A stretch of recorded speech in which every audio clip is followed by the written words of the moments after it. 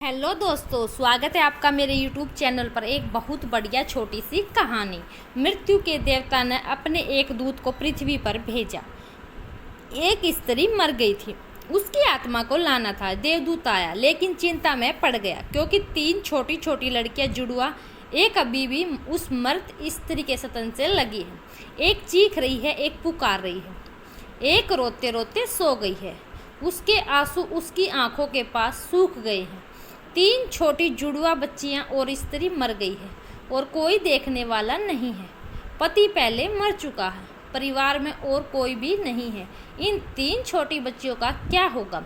उस देवदूत को यह ख्याल आ गया तो वह खाली हाथ वापस लौट गया। उसने जाकर अपने प्रधान को कहा कि मैं ना ला सका, मुझे क्षमा करे, लेकिन आपको स्थिति का पता ही नहीं है। 3 जुड़वा बच्चियां हैं, छोटी छोटी, दूध पीती हैं।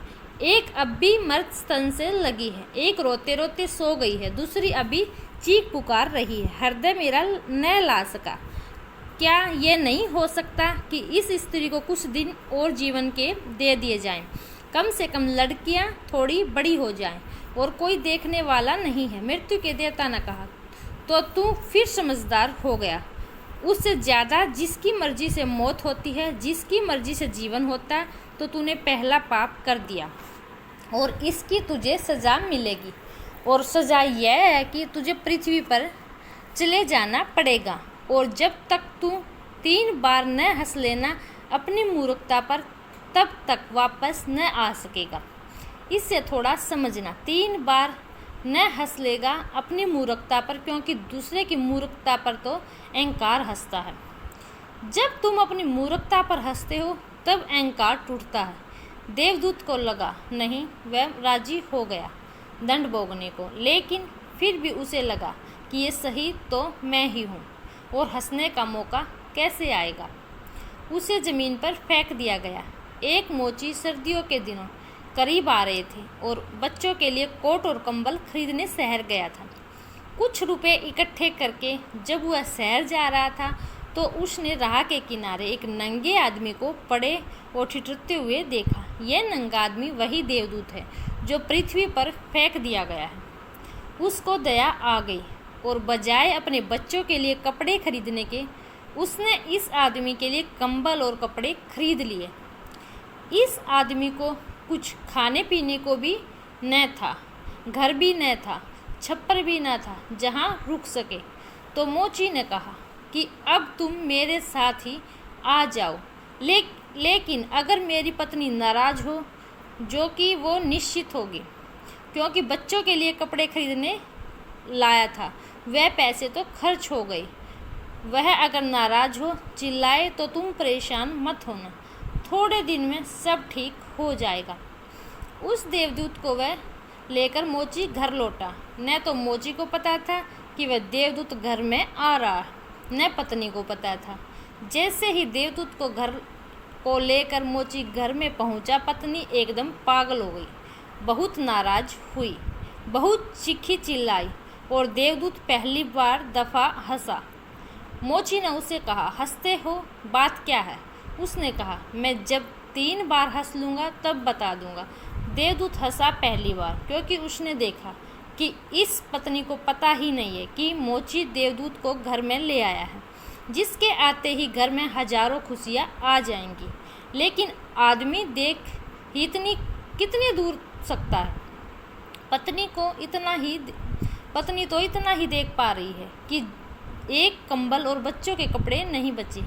जो खो गया वह देख पा रही, जो मिला है उसका उसे अंदाज ही नहीं है। मुफ्त घर में देवदूत आ गया, जिसके आते ही हजारों खुशियों के द्वार खुल जाएंगे। तो देवदूत हंसा। उसने लगा अपनी मूर्खता, क्योंकि यह पत्नी भी नहीं देख पा रही है कि क्या घट रहा। जल्दी ही, क्योंकि वह देवदूत था, 7 दिन में ही उसने मोची का सब काम सीख लिया और उसके जूते इतने प्रसिद्ध हो गए कि मोची महीनों के भीतर धनी होने लगा। आधा साल होते होते तो उसकी ख्याति सारे लोक में पहुंच गई कि उसके जैसा जूता बनाने वाला कोई भी नहीं है, क्योंकि वह जूते देवदूत बनाता था। सम्राटों के जूते वहाँ बनने लगे, धन अपरंपार बरसने लगा। एक दिन सम्राट का आदमी आया और उसने कहा कि ये चमड़ा बहुत कीमती है, आसानी से मिलता नहीं, क्योंकि भूल चूक नहीं करना। जूते ठीक इस तरह के बनने हैं, और ध्यान रखना जूते बनाने हैं, स्लीपर नहीं, क्योंकि रूस में जब भी कोई आदमी मर जाता है तब उसको स्लीपर पहनाकर मरघट तक ले जाते हैं। मोची ने भी देवदूत को कहा कि स्लीपर मत बना देना, जूते बनाने हैं। स्पष्ट आज्ञा है, और चमड़ा इतना ही है, अगर गड़बड़ हो गई तो हम मुसीबत में फंसेंगे। लेकिन फिर भी देवदूत ने स्लीपर ही बनाए। जब मोची ने देखे कि स्लीपर बने तो वह क्रोध से आग बुबला हो गया। वह लकड़ी उठाकर उसको मारने को तैयार हो गया कि तू हमारी फांसी लगवा देगा, और तुझे बार बार कहा था कि स्लीपर बनाने ही नहीं है, फिर भी स्लीपर किस लिए? देवदूत फिर खिलखिलाकर हंसा। तभी आदमी सम्राट के घर से भागा हुआ आया। उसने कहा, जूते मत बनाना, स्लीपर बनाना, क्योंकि सम्राट की मृत्यु हो गई है। भविष्य तक ज्ञात है, सिवाय उसके किसी को ज्ञात नहीं है। और आदमी तो अतीत के आधार पर निर्णय लेता। सम्राट जिंदा था तो जूते चाहिए थे, मर गया तो स्लीपर चाहिए। तब वह मोची उसके पैर पकड़कर माफ़ी मांगने लगा कि मुझे माफ़ कर दे, मैंने तुझे मारा। पर उसने कहा, कोई हर्ज नहीं है, मैं अपना दंड भोग रहा हूँ। लेकिन वह हंसा आज दोबारा। मोची ने फिर पूछा कि हंसी का कारण। उसने कहा कि जब मैं 3 बार हंस लूँ दोबारा हंसा, इसलिए कि भविष्य हमें ज्ञात नहीं है, इसलिए हम आकांक्षाएं करते हैं जो कि व्यर्थ है। हम अभिलाषाएं करते हैं जो कि कभी पूरी न होंगी। हम मांगते हैं जो कभी नहीं घटेगा, क्योंकि कुछ और ही घटना तय है। हमसे बिना पूछे हमारी नीति घूम रही है, और हम व्यर्थ ही बीच में शोरगुल मचाते हैं। चाहिए स्लीपर और हमें जूते बनाते हैं। मरने का वक्त करीब आ रहा है, और ज़िंदगी का हम आयोजन करते हैं। तो देवदूत को लगा कि वो बच्चियाँ, मुझे क्या पता भविष्य उनका क्या होने वाला है। मैं नाहक बीच में आया, और तीसरी घटना घटी कि एक दिन 3 लड़कियां आई जवान। उन तीनों की शादी हो रही है, और तीनों ने जूतों के ऑर्डर दिए कि उनके लिए जूते बनाए जाएं।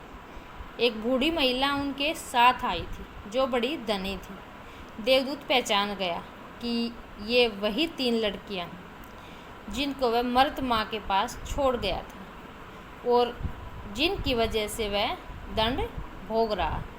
ये सब स्वस्थ है, सुंदर है। उसने पूछा कि क्या हुआ, ये बूढ़ी औरत कौन है? उस बूढ़ी औरत ने कहा कि ये मेरी पड़ोसिन की लड़कियां हैं। गरीब औरत थी, उसके शरीर में दूध भी न था, उसके पास पैसे लत्ते भी न थे, और 3 बच्चे जुड़वा। वह इन्हीं को दूध पिलाते पिलाते मर गई। लेकिन मुझे दया आ गई, मेरे कोई बच्चे नहीं हैं, और मैंने इन तीनों बच्चियों को पाल लिया। अगर माँ जिंदा रहती तो ये तीनों बच्चियाँ गरीबी, भूख और दीनता और दरिद्रता में बड़ी होती। माँ मर गई, इसलिए ये बच्चियाँ तीनों बहुत बड़े धन वैभव में हैं, संपदा में पली हैं, और अब उस बूढ़ी की सारी संपदा की ये 3 मालिक हैं, और इनका सम्राट के परिवार में विवाह हो रहा है। देवदूत तीसरी बार हंसा, और मोची को उसने कहा कि ये 3 कारण हैं। भूल मेरी थी, नीति बड़ी है, और हम उतना ही देख पाते हैं जितना देख पाते हैं। जो नहीं देख पाते बहुत विस्तार है उसका, और हम जो देख पाते हैं उसे हमें कोई अंदाज नहीं लगा सकते। जो होने वाला है, जो होगा। मैं अपनी मूर्खता पर 3 बार हंस लिया हूँ। अब मेरा दंड पूरा हो गया, और अब मैं जाता हूँ। नानक जो कह रहे हैं वह ये कह रहे हैं कि तुम अगर अपने को बीच में लाना बंद कर दो तो तुम्हें मार्गों का मार्ग मिल गया। फिर असंख्य मार्गों की चिंता न करनी पड़ेगी। छोड़ दो उस पर। वह जो करवा रहा है, जो उसने अब तक करवाया है, उसके लिए धन्यवाद।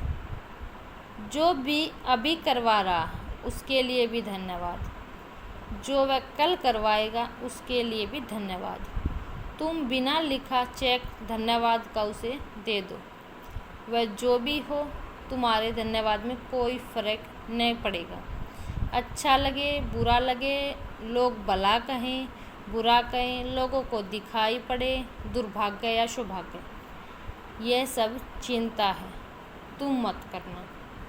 अगर आपको मेरी कथा अच्छी लगे तो please like share subscribe my channel. धन्यवाद दोस्तों।